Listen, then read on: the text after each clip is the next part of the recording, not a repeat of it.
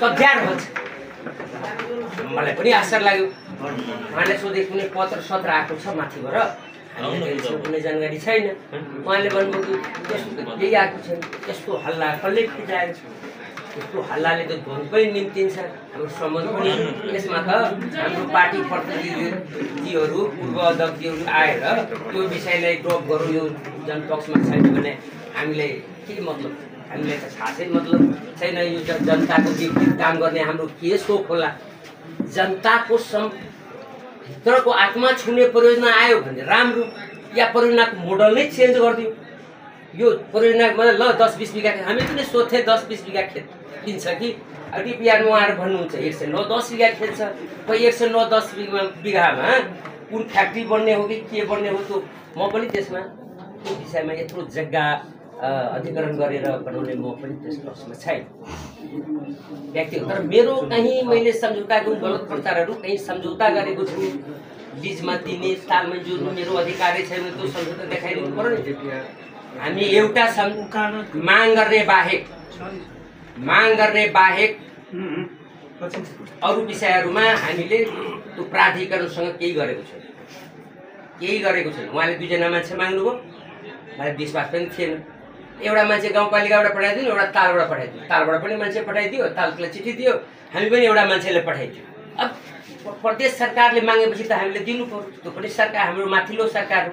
तर यो यसले विदेशीलाई कि स्वदेशीलाई कम्पनीलाई दिन्छ कि हामीलाई रुपियाँ दिन्छ कि हामीले आफैले शुद्धिकरण गरिदिन्छ, त्यति विज्ञता हामी थिएनौँ र जानकारी पनि दिएन कि यसमा यस्तो किसिमको हुन्छ। र अहिले पनि त्यो डिपिआर मैले भने तपाईँ डिपिआर दिनुभयो, मलाई आफ्नो होइन सर म त डिपिआर पठाइसकेको छु, त खोइ मलाई दिनु, मैले 2 चोटि डिपिआर मागिसकेँ, अहिलेसम्म मलाई डिपिआर दिएको छैन। ताल समितिले मलाई अहिलेसम्म डिपिआर दिएको छैन। मैले 2-3 पटक पनि सर दिनु न, म पनि हेर्छु के छ कसो छ, मलाई त्यो गाउँपालिकामा कार्यपालिका बैठकमा पनि राख्छु, त्यो डिपिआर कस्तो राम्रो छ कि छैन, बिग्रिएको छ कि भत्किएको छ, कस्तो किसिमको छ, अहिलेसम्म मेरो हातमा दिएको छैन। अब किन दिनु भएन भने त्यो मलाई जानकारी छैन। तर हामीले यो जग्गालाई दिने कुनै अनुचित कसैसँग मैले हस्ताक्षर गरेको छैन। त्यो एउटा जुन 79 सालको हेर्नुहुन्छ, त्यो भनेको हामीले माग गर्ने ठाउँमा हामीलाई लगानी त चाहिन्छ, पैसा त चाहिन्छ, कहाँबाट दियोस्। हामीले धेरै ठाउँमा माग गरेको छौँ, माग गर्नलाई त हामी चुकेको छैन। त्यसबाहेकको कुरामा हामीले यस्तो कुनै किसिमको गाउँपालिकाले लिखित अथवा मौखिक अथवा कुनै किसिम अभद्र हामीले संस्कार हुन्छ गरेका छौँ नि। हामी ताल समिति हामी बसेर नि यहाँ छँदैछ त, यो सम्झौता भने यो माग हामी पढेर सुनाउनु नि, यसमा के छ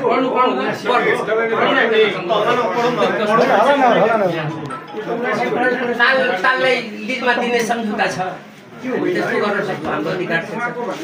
त्यो त 79 सालकै कुरा हो,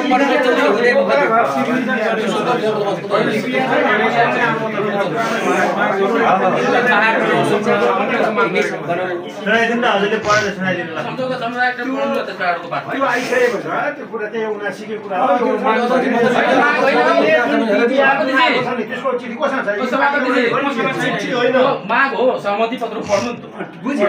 यो त 79 हो नि, त्यो हामीले 81 हिजो अस्ति जुन आएको जुन डिपिआरको या फोटोसँग पनि पुगिसकेको हो, पालिकाले निकालेको हो नि त डिपिआरको फोटो।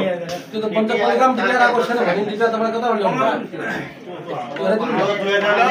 तपाईले भन्नुभयो नि मैले मिटिङै भएन, 2-4 पटक मिटिङ भयो, यस्तै हामीले प्रस्ताव बनाउँदैछु, यो गर्दैछु, यो एकछिन त्यहाँ हामी पुग्दा के भन्छ, तपाईँलाई डिपिआर फलाने यसरी हामीले लिजमा दियो भनेर के कोइराला सरोज कोइराला हामीले पटक भेट्दा उहाँको जवाब के छ भने अब तपाईँहरू ढुक्क हुनुहोस्, 35 वर्षलाई हामीले लिजमा दिइसकेको छौँ, तपाईँहरूको डिपिआर यही हो भनेर डिपिआर हामीले गाउँपालिकाको हस्ताक्षर। एकछिन तपाईँहरूलाई डिपिआर त तपाईँहरू गाउँपालिकाबाट पनि हामीले लगेका छौँ नि त, कहीँ साथीहरूका डिपिआर छ, त्यो डिपिआर तपाईँलाई आएको छैन?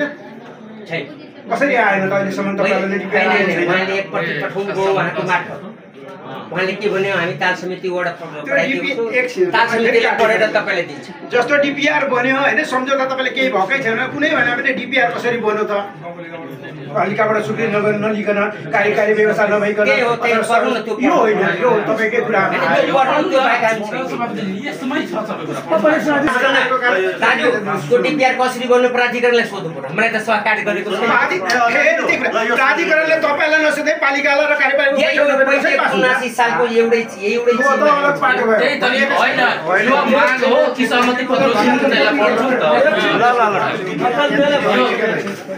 यो खेला प्रदेश सरकार प्रदेश लगायत प्राधिकरण प्रदेश नम्बर 1 र बर्जु गाउँपालिका बीच भएको पर्यटन पूर्वाधार विकास परियोजना सम्बन्धी सहमति आज मिति 2079 साल पौष 5 गते सोमबारका दिन बर्जु गाउँपालिका सुनसरी पहिलो पक्ष प्रदेश सरकार प्रदेश नम्बर 1 प्रदेश लगानी प्राधिकरण दोस्रो पक्ष बर्जु गाउँपालिका वडा नम्बर 6 सुनसरीको स्वामित्वमा रहेको बर्जु तालको 152 बिघा क्षेत्रफल भएको जग्गा परियोजना बनाई पर्यटन पूर्वाधारको विकास लगायतको निर्माण सञ्चालन तथा हस्तान्तरण गर्न